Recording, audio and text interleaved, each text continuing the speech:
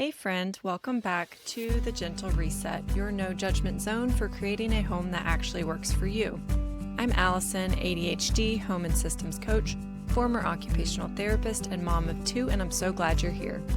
Last week in episode 23, we talked about the quiet drift and how homes can slowly fall off track without any big obvious moment. And once you notice the drift, the next question usually is, okay, but where do I even start? That's exactly what we're talking about today. Let's take one simple step together. Here's your weekly 3, a mind hack, a home hack, and a personal highlight to help your home feel lighter, more functional, and easier to maintain. Today, you'll hear how to decide which space to reset first, how to tell the difference between a space that just needs a quick reset versus deeper support, and why certain rooms act as anchor spaces that change everything else. And next week, we're starting a short mini-series all about when your home needs support, not willpower.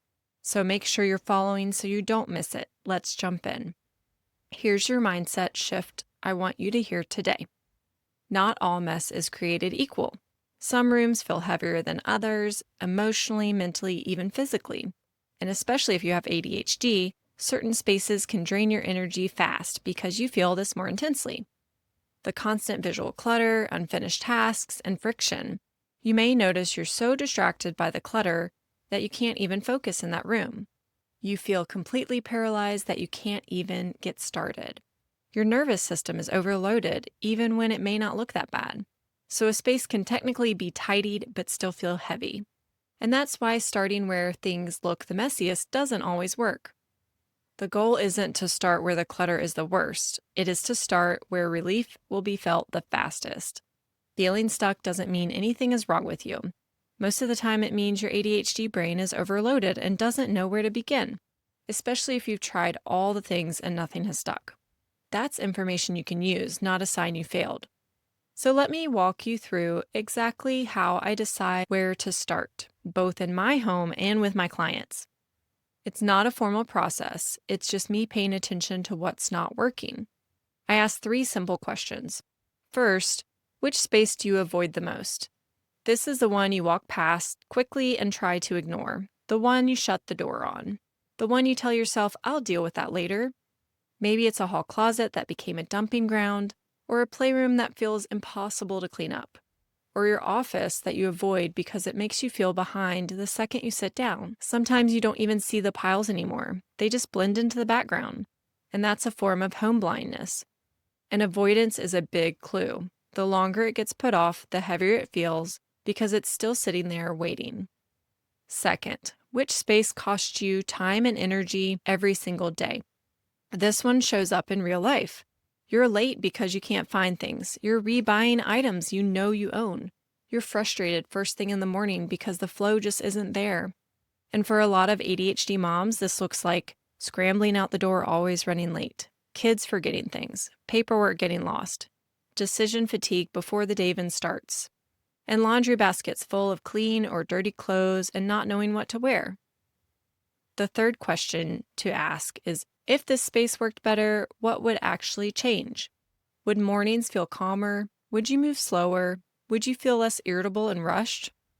Would you be able to make faster decisions? Everything would have a home and you would know exactly where things are. This is how I identify what I call an anchor space. An anchor space is the area that quietly affects everything else. And when it's off, your whole home feels harder, more frustrating, and lacking flow. And when it works, momentum follows. And that's where we start because it brings relief the fastest.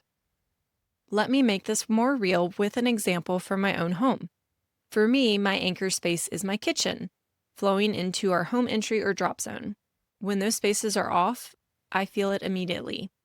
I feel rushed, I feel behind, I'm more irritable, and I start my day already exhausted.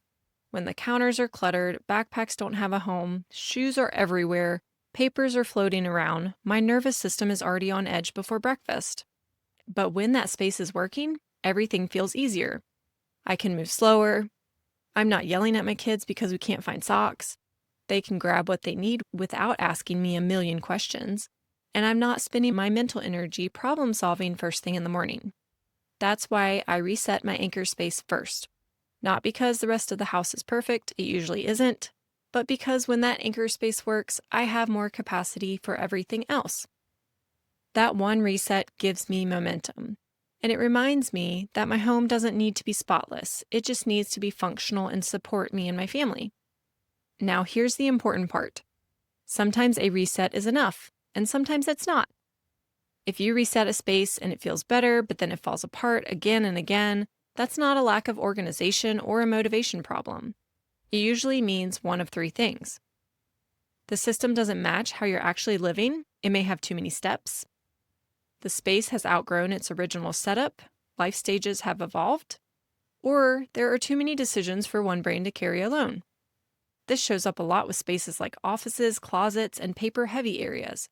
There's emotional weight, there's decision fatigue, and there's usually a lot of, I don't even know where to start. And that's when a reset brings relief, but support brings sustainability. Support doesn't mean someone comes in and does it for you.